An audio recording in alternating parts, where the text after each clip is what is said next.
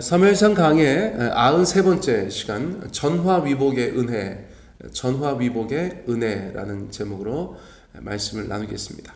자, 전지적 관점에서 본다면, 다 아는 것처럼 말씀드려 본다면 다윗의 블레셋 망명 생활은 거의 끝났어요. 거의 다 끝났습니다.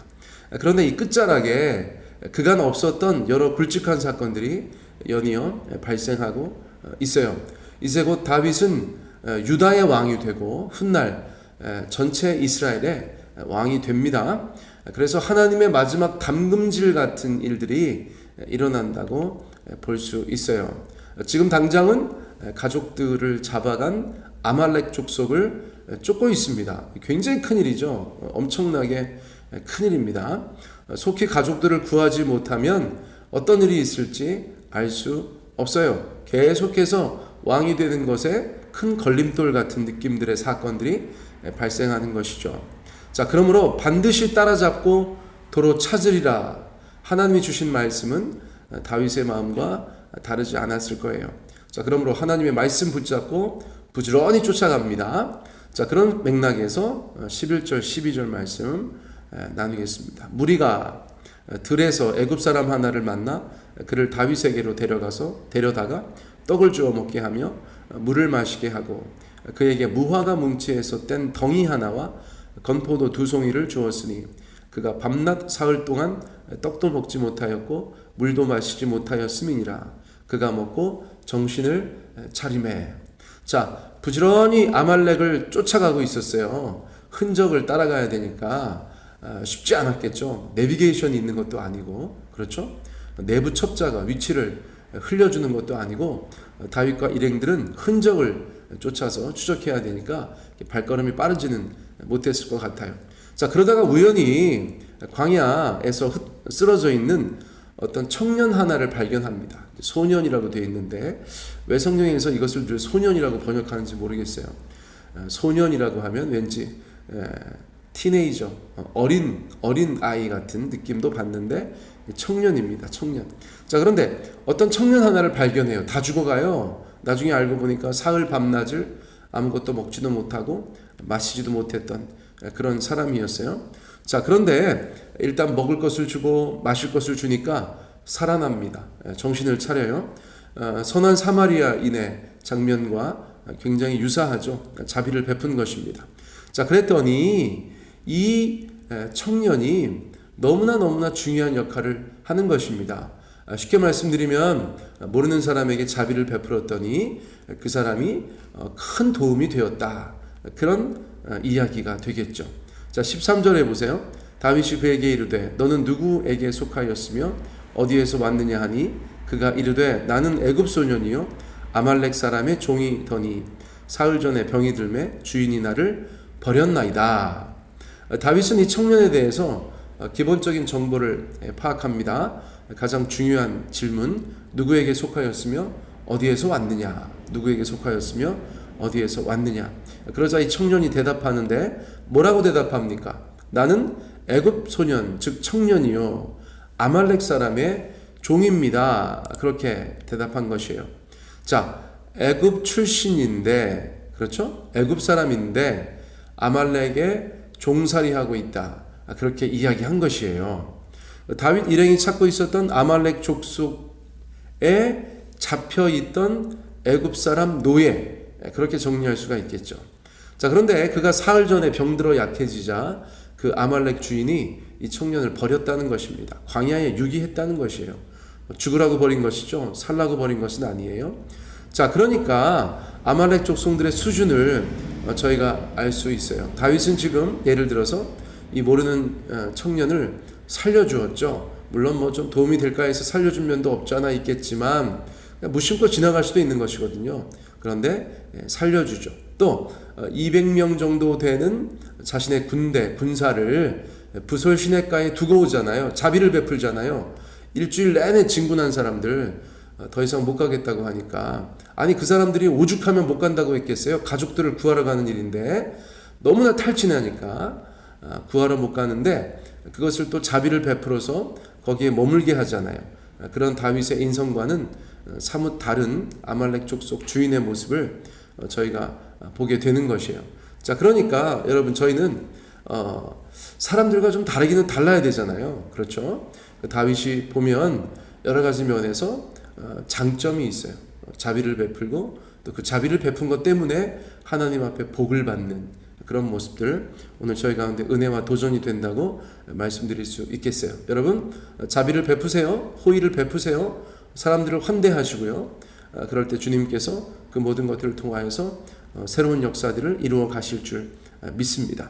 자, 이제 대충 이 종에 대해서, 청년에 대해서 파악이 됐는데, 정확하게 그 아말렉 족속에 있었는지도 알 수 없잖아요. 아말렉 족속이 그 사람들만 있겠습니까? 여러 무리가 있을 수도 있으니까 확인할 필요가 있겠죠. 정확하게 다윗이 찾고 있는 그 아말렉 무리에 속해 있었는가, 그것을 알고 싶어 했을 텐데 대답하죠. 14절에 보니까 우리가 그렛 사람의 남방과 유다에 속한 지방과 갈렙 남방을 침노하고 시글락을 불살랐나이다.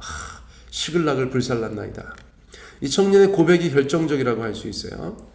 바로 그 아말렉 족속 무리에 속해 있었던 구성원이었다는 것을 알게 되는 것이죠. 자, 너무나 큰 도움을 받을 수 있는 그런 상황이 이어지고 있습니다. 그리고 여기서 등장하는 그렛 사람의 남방, 유다에 속한 지방, 갈렙 남방, 이 모든 것은 블레셋과 이스라엘 남쪽 경계를 뜻하는 말이에요. 그래서 실제로 이 아말렉 무리가 시글락을 불태웠던 그 아말렉 무리라는 것이 분명해지게 되는 것이죠.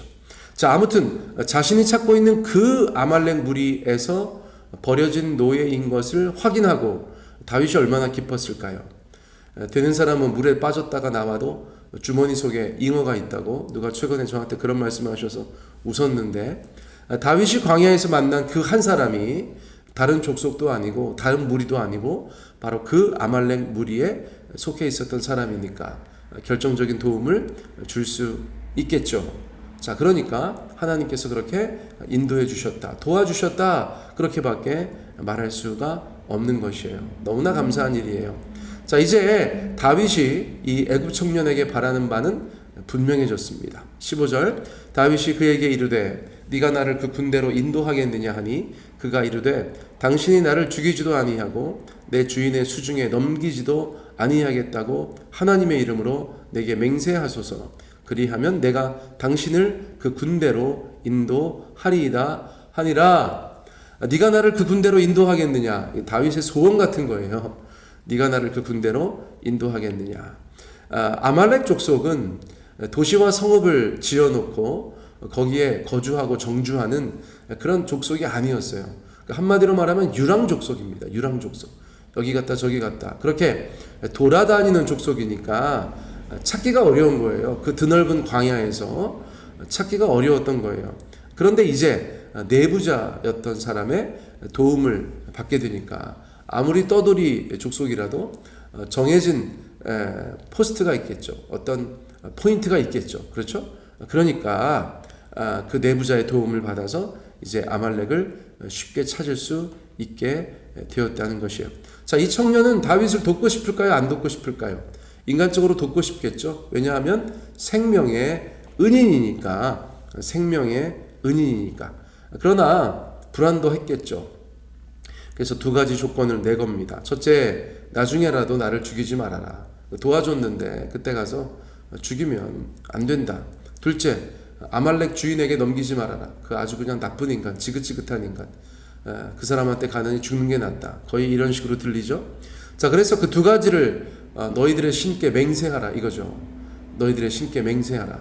자, 그러니까 다윗은 맹세하죠. 그 죽여서 뭐 합니까? 또 아말렉 족속들 다 박살날 텐데 넘길 일도 없고요. 자, 그러니까 당연히 다윗은 예스라고 대답했겠죠. 그래서 그 다음 일이 진행되는 것입니다. 16절, 그가 다윗을 인도하여 내려가니 그들이 온 땅에 편만하여 블레셋 사람들의 땅과 유다 땅에서 크게 약탈하였으므로 말미암아 먹고 마시며 춤추는지라.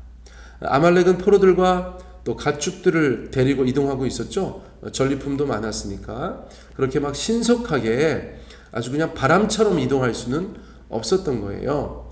반면 다윗 일행은 아말렉 사정을 잘 아는 인도자의 도움까지 받아가면서 맹추격하고 있었죠. 자, 결국 그들은 만날 수밖에 없었어요. 속히 금세 만나게 되었어요. 자, 그런데 아말렉 족속은 어떤 상황입니까? 어떤 상태예요? 그들은 전투하기에 적합하지 않은 상태로 있었어요. 일단 전투 대응이 아니고 흩어져 있었다. 온 땅에 흩어져 있었다. 그렇게 말하고 있어요. 전투가 끝났다고 생각한 것이죠. 블레셋도 전쟁 나갔고 이스라엘도 전쟁 나갔고 그 전쟁 나간 두 나라의 변방을 약탈하고 돌아오니까 누가 쫓아오겠어? 그런 생각을 한 것이죠. 사실은 다윗의 600명의 용사가 또 여기까지 400명의 용사가 올 수 있었던 것도 전쟁에 참여하지 않은 것도 다 하나님의 계획하심이었다고 저희가 생각할 수 있어요. 어쨌거나 무방비 상태였어요. 방심도 이런 방심이 없어요. 너무 방심하고 있었어요. 그래서 먹고 마시고 춤추고 있었다는 것이죠. 먹고 마시고 춤추고 있었다. 군인들이 먹고 마시고 춤추고 있으면 뭐 싸워서 승리할 수 없지요. 더군다나 마시고 있었다. 너무 이제 자신 기분이 좋아가지고 도취되어가지고 그렇게 그냥 고주망태가 되면 그 전투가 가능하겠습니까? 그러니까 17절에 보면 다윗이 새벽부터 이튿날 저물 때까지 그들을 치매 낙타를 타고 도망한 소년 400명 외에는 피한 사람이 없었더라. 다윗은 새벽에 공격을 개시해요. 새벽에 도착한 것은 아니죠. 그렇죠? 분명히. 그런데 새벽에 공격을 개시합니다. 왜 그렇죠? 지혜롭게 한 것이죠. 밤새 음주 가물을 즐긴 아말렉 족속 무방비 상태로 코골면서 자고 있을 텐데 그때 400명의 정말 맹수 같은 다윗의 용사들이 아말렉 족속의 진영을 공격했겠죠. 상대가 안 되는 것입니다. 추풍낙엽, 자기가 죽었는지도 모르고 죽은 사람들이 얼마나 많았을까, 그런 생각을 하게 되는 것이죠. 가족들을 구해야 하니까 도끼를 품고 정말 무자비하게, 그렇죠? 달려드는 다윗의 400용사들을 아말렉 족속들을 감당할래야 감당할 수 없는 그런 상황이고 상태였다. 제가 그렇게 보죠. 자, 그럼에도 불구하고 전투는 하루 종일 계속되었어요. 새벽부터 이튿날 저물 때까지 이렇게 표현되어져 있었죠.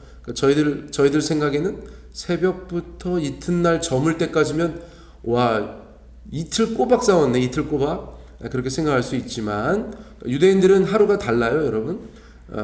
해가 떨어지면 다음 날이에요. 예, 해가 떨어지면 다음 날이에요. 이건 구약에서도 마찬가지고 신약에서도 마찬가지입니다.